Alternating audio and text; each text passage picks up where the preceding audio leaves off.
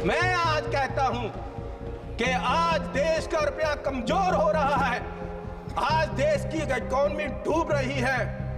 क्या देश का रुपया कमजोर हो रहा है या प्रधानमंत्री जी कमजोर हो गए हैं या देश की सरकार कमजोर हो रही है? जब ये सरकार बनी 2014 में तो प्रधानमंत्री जी ने दो मापदंड देश के सामने देश की इकोनॉमी को देखने के लिए रखे। एक रखा डॉलर की कीमत, दूसरा रखा पेट्रोल और डीजल की कीमत।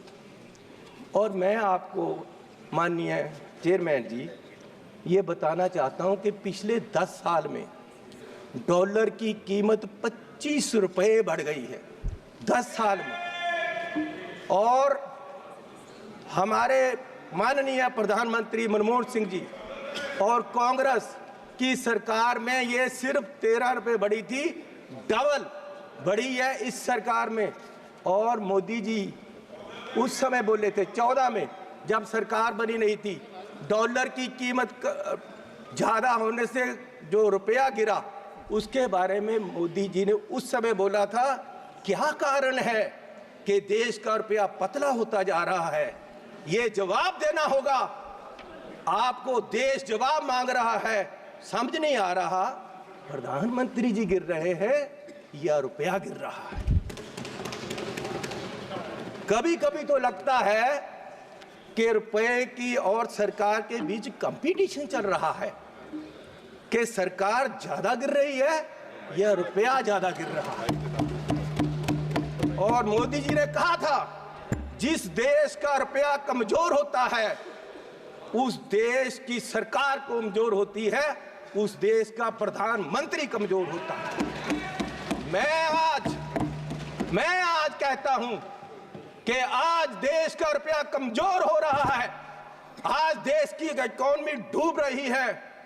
क्या देश का रुपया कमजोर हो रहा है या प्रधानमंत्री जी कमजोर हो गए हैं या देश की सरकार कमजोर हो रही है? दूसरा, पेट्रोल की कीमतें। इन्होंने कहा प्रधानमंत्री जी ने 2014 में कि पेट्रोल की कीमतें बढ़ रही हैं और मनमोहन सिंह जी को कोई फर्क नहीं पड़ रहा, देश डूब रहा है।